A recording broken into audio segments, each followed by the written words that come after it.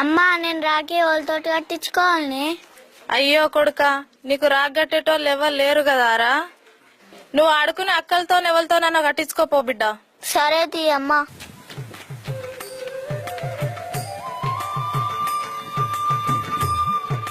ఈ రాఖీ వాళ్ళతో కట్టించుకోవాలి, అక్కతో కట్టించుకుంటా. అక్క అక్క అక్కెందుకురా ఇప్పుడు? రాఖీ కట్టించుకుంటా అంకుల్. ఎవరు కొడుకురా నువ్వు? నా బిడ్డ ఎందుకు కట్టదా రాకి? పో.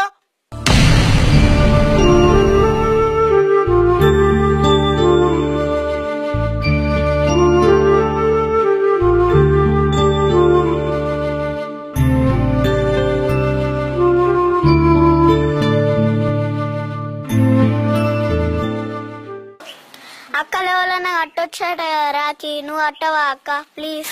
అయ్యో మా తమ్ముడు ఇంట్లో లేడురా, వాడికి గట్టినాక కడతా నీకు రాఖీ. అక్షయ్ వాళ్ళ ఇంటివో, అక్షయ్ కడతది. ఇప్పుడు నాకు రాఖీ కట్టేటోళ్ళే లేరా?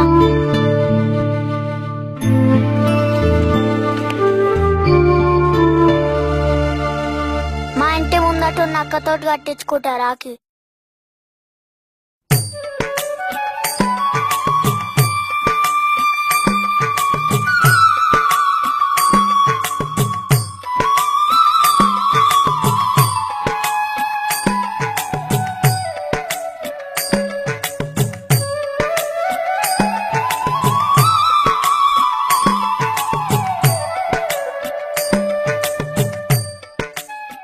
అక్క నాకు కూడా రాఖీ కట్టవా అక్క?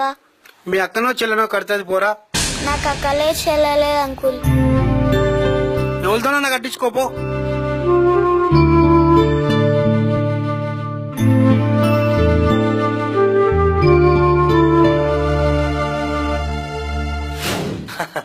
లక్ష్మి, ఏం కూర వండుతున్నావే? వండుతున్నది వంకాయ. అమ్మా అమ్మా, ఏంద్రా ఏమో ఎగురుతపడి పిలుస్తున్నావు? నాకే అక్క రాఖీ కడతలేదు ఎందుకమ్మా?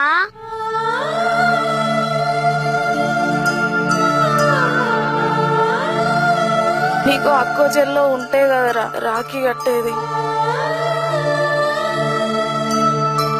నాకు అక్క చెల్లు ఎందుకు లేదమ్మా? నీకు అక్క చెల్లెళ్ళు ఎందుకు లేరో మీ అయ్యని అడుగురా, అడుగు.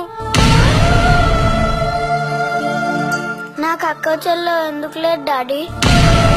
ఎందుకు లేదు డాడీ చెప్పు. అడుగురా అడుగు, మీ అయ్యకు గుర్తొచ్చేటట్టు అడుగురా.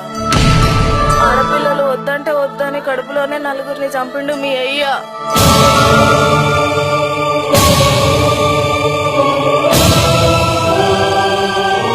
ఇప్పుడు నా కొడుకు రాఖీ కట్టే వాళ్ళు లేకుండా వేసిండు మీ అయ్య. నా చెల్లు అక్క ఎందుకు లేకుండా చేసినా చెప్పు. ఏం చెప్తారా మీ నాయన? ఆడపిల్లలంటే అరిష్టం అంటారా?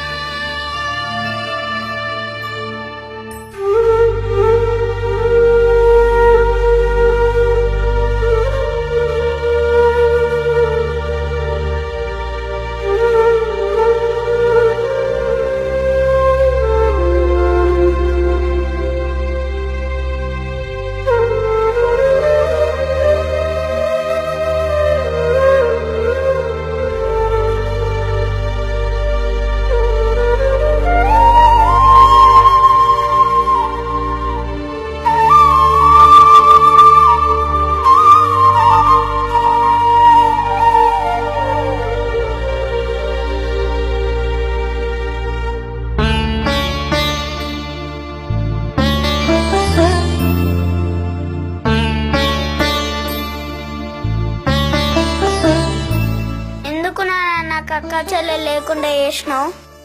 నాకు అక్క చెల్లె ఉంటే మేము ఇద్దరం ఆడుకునే వాళ్ళం కదా.